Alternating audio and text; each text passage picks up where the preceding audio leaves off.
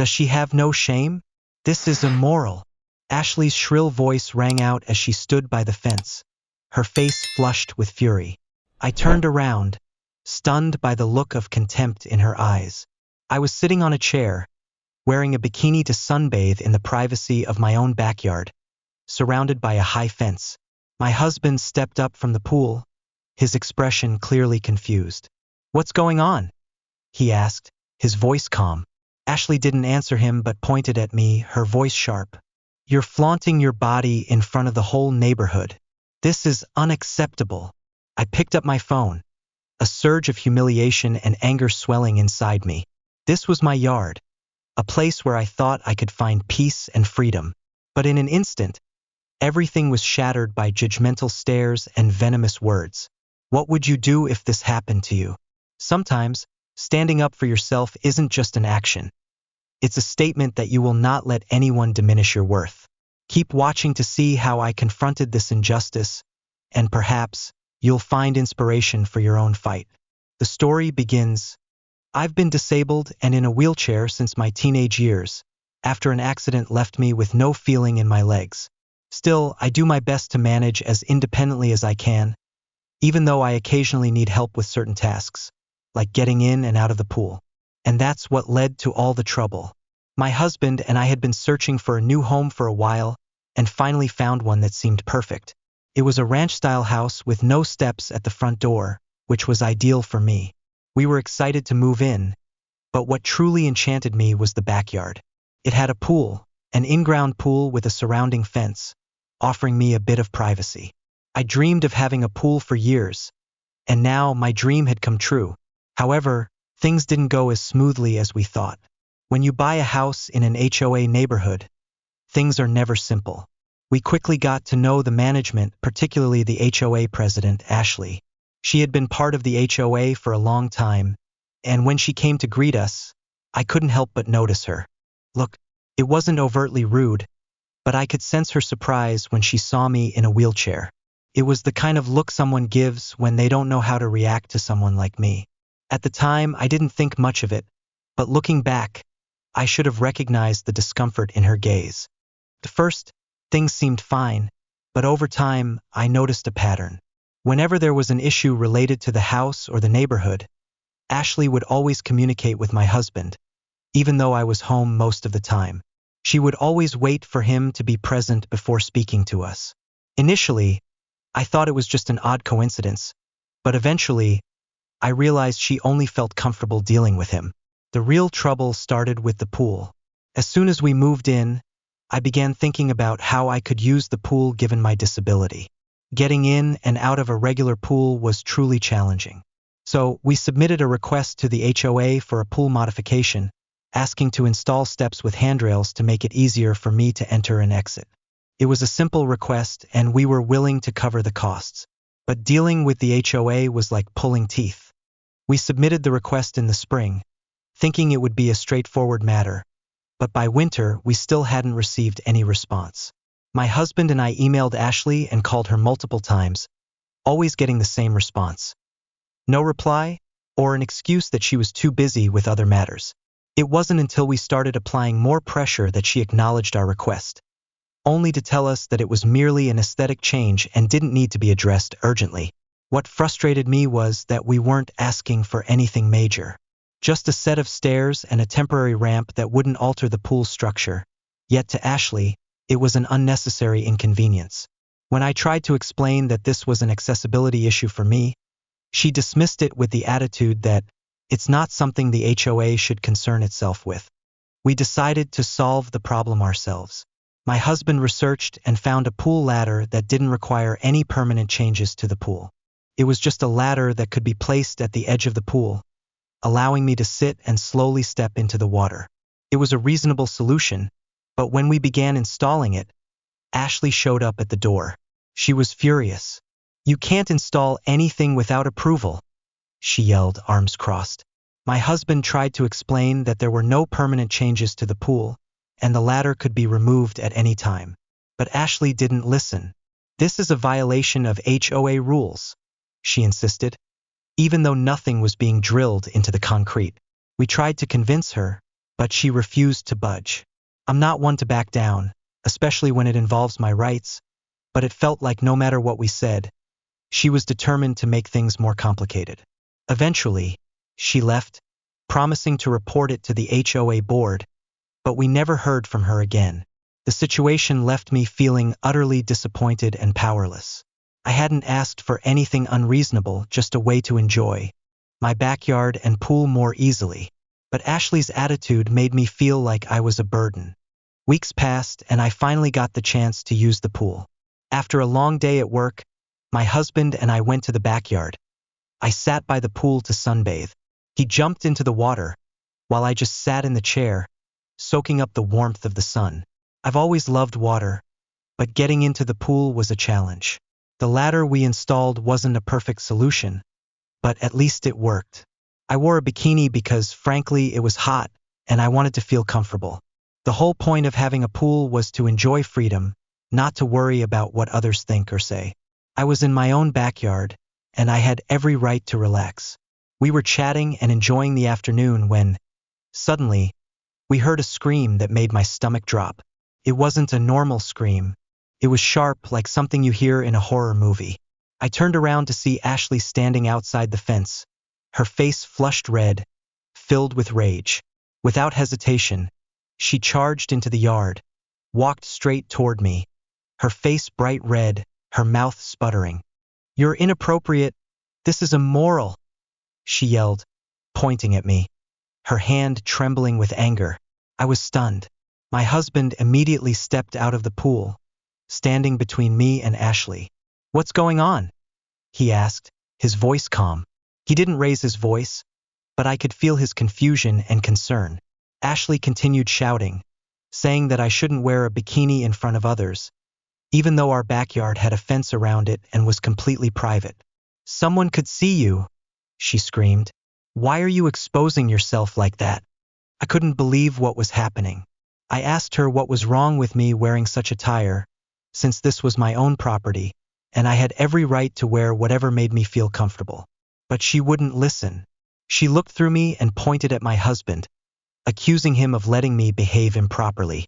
The worst part was that she wouldn't even look me in the eye. She didn't see me as a person, but as a problem to be dealt with. At that moment, I had had enough. I picked up my phone and started recording. I wasn't going to let her get away with this. While she continued shouting, my husband calmly asked her to leave our property so we could handle this like adults, but she refused. Instead, she did something that left me utterly speechless. She called the police. I could hardly believe what was happening. My heart pounded as I watched Ashley dial the number. It felt like she was trying to escalate things, making it worse than it had to be. I had never felt so humiliated in my life, and for her to go this far over something so trivial made me feel as though I had done something wrong, even though I knew I hadn't. My husband, seeing how upset I was, stepped in to handle things. He spoke to Ashley calmly, asking her to leave the yard so we could sort this out privately, but she refused. She stood there, smirking, talking to the police. I could hear the dispatcher on the other end, and Ashley's voice was full of confidence, as if she believed the police would side with her. I was trembling, both angry and helpless. I didn't know what would happen next, but within minutes, a police car pulled up in front of our house. The tension was so thick I could feel every breath I took as I watched the officer step out of the car. Tall, imposing, walking toward us. The siren faded in the distance as I held my breath. The officer looked at Ashley first, and she pointed at me. "This woman is acting inappropriately," Ashley said, her voice dripping with disdain. "She's flaunting her body in front of the whole neighborhood. I don't think this is acceptable." I wanted to speak up, to tell the officer how absurd this all was, but my husband spoke first before I could say anything. "We're in our private backyard," he said. "My wife's wearing a swimsuit, and she's not bothering anyone." The officer looked from my husband to Ashley, his face unreadable. He asked us for identification, and we handed it over without protest. I felt a wave of anxiety rise within me, certain that Ashley was hoping the officer would side with her. But what happened next took me by surprise. The officer nodded as he looked at us. then turned to Ashley. "Ma'am, this is not a criminal act," he said firmly, but politely. "If you have personal opinions about what's appropriate or not, I suggest you keep them to yourself." He paused, his voice unwavering. "This is a family matter, and there's no legal issue here." Ashley's face turned bright red, and for a moment, she didn't know how to respond. She opened her mouth as if to argue, but the officer cut her off. "If you have an issue with what's happening, I suggest you take it up with the HOA, not the police." He turned to my husband and me, nodding as if signaling us to continue. "Enjoy the rest of your day," he said, his tone professional but sympathetic. I couldn't believe what I had just heard. After everything Ashley had done, after all the tension and embarrassment, the officer didn't side with her. Ashley stood there, utterly defeated, her face filled with frustration. But before she turned to leave, she gave me one last look. It wasn't one of anger, but a silent warning. "You haven't heard the whole story," she said, and without saying another word, turned and walked away. As the officer left, I finally felt like I could breathe again. But that sense of relief didn't last long. Despite my desire to forget everything, I couldn't shake the weight that now rested on my shoulders. I was certain Ashley wouldn't let this go. It wasn't about me. It was about her power in this neighborhood. She was the HOA president, and she wouldn't easily let someone like me, someone who didn't fit her narrow view of what was acceptable, escape her control. That night, I tossed and turned in bed, my mind in turmoil. I knew Ashley wouldn't forget what had happened easily. I didn't know what she would do next, but I was already bracing myself for the worst. The HOA had always been difficult to deal with, but now it felt like things were about to get much worse. Over the next few days, I tried to keep a low profile. I didn't want to stir the pot more than necessary, but I couldn't shake the overwhelming feeling of unease. Ashley's words kept echoing in my head. "You haven't heard the whole story." And sure enough, a few days later, we received a letter from the HOA. The letter was brief but clear, notifying us of a violation for altering the pool without approval. It turned out that Ashley had convinced the HOA board that the stairs we installed violated some vague regulation about changes to the pool area. The letter didn't mention that the stairs were removable and caused no permanent damage. Instead, it focused on the alleged violation and threatened fines if we didn't remove the stairs immediately. I was furious. It was unbelievable. After everything we had been through, now the HOA was trying to punish us over something so trivial. But the more I read the letter, the more I realized this wasn't about the pool at all. This was Ashley's way of getting back at me for daring to stand up to her. She wouldn't let me off the hook, no matter how small the issue seemed. We decided to take action. My husband and I consulted a lawyer, and it didn't take long for us to realize that the HOA had no real legal grounds for their demands. There was nothing in the HOA rules that prohibited removable pool stairs, nor was there any guideline saying we couldn't make small changes to improve accessibility. Our lawyer drafted a letter to the HOA, informing them that we would not comply with their request, and if they continued to harass us, we were prepared to take them to court.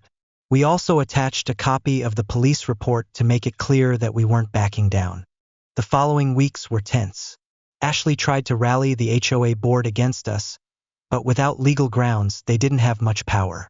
The more she pushed, the clearer it became that her personal vendetta was the issue. She wasn't trying to protect the neighborhood or enforce any legitimate rules. She just wanted to control people, especially those like me. Eventually, the HOA backed down with no other choice. My husband and I were ready to fight if necessary, and that was something they couldn't handle. The legal battle had ended, but the emotional toll it had taken on me didn't fade easily. It felt as though I had been fighting nonstop for the right to live comfortably in my own home, and it had worn me down. However, the relief that came when the HOA withdrew the lawsuit didn't last as long as I had hoped. Though the legal threats had dissipated, the atmosphere in the neighborhood had shifted. The people I used to greet during my walks now avoided my gaze. It felt as though everyone was whispering behind my back, especially after the news segment aired.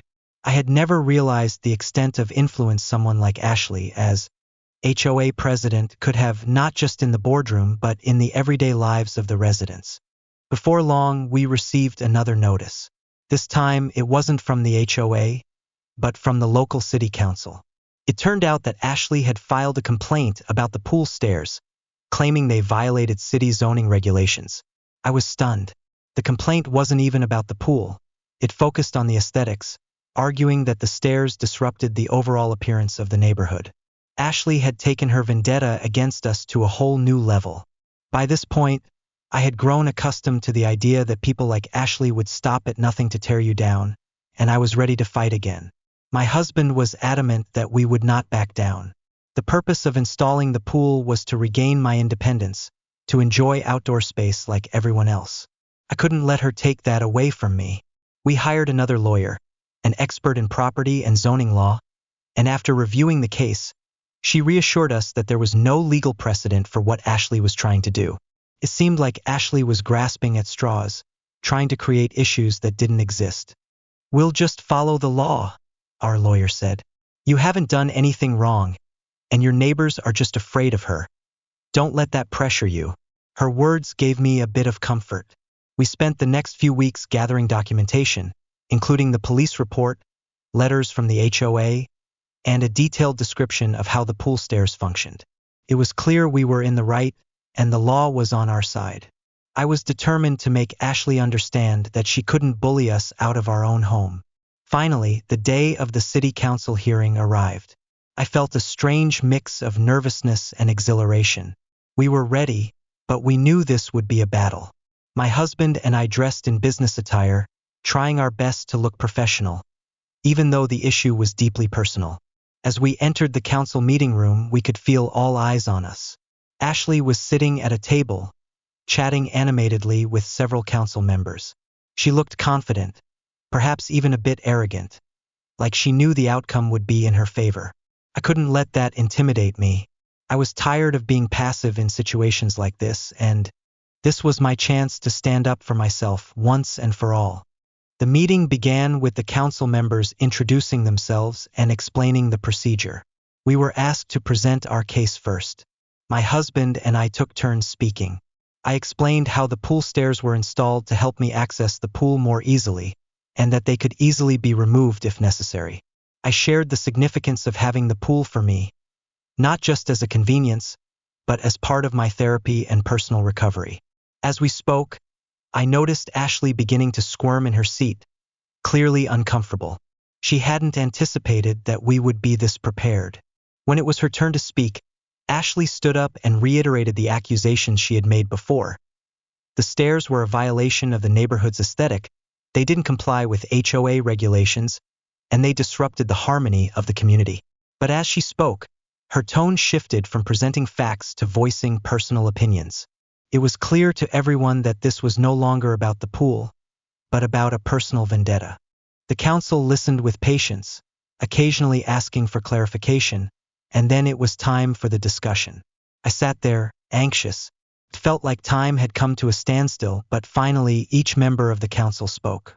After reviewing the details, including the actions of the HOA and the city's zoning regulations, we conclude that the stairs do not violate any regulations, one council member said. "We understand there's a personal disagreement here, but that does not give anyone the right to impose their preferences on another person's property," another added. "The city supports changes that improve quality of life, particularly when it comes to accessibility.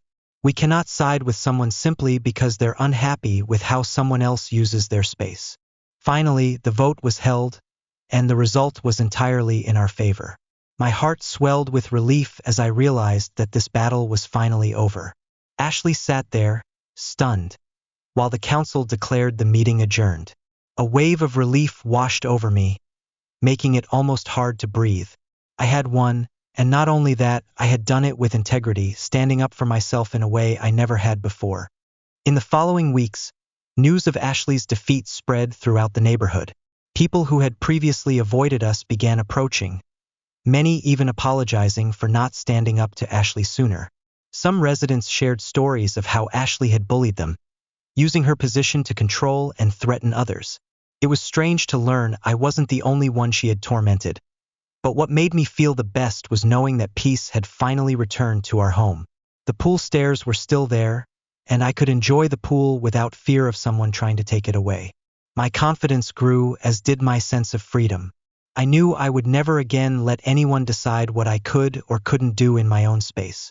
As for Ashley, she was forced to resign from her position as HOA president shortly after her defeat. News of her behavior spread, and the pressure from the residents became too much for the council to ignore.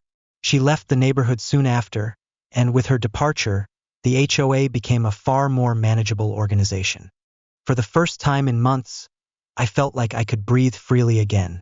This experience taught me so much, not just how to stand up for myself, but about the power of community. It reminded me that, whether large or small, every voice matters, and sometimes you have to fight for what's right, even when it feels like everything is against you. It wasn't just about the pool stairs. It was about reclaiming my life and proving that no one should ever feel inferior because of a disability or because they don't fit someone's narrow view of the world.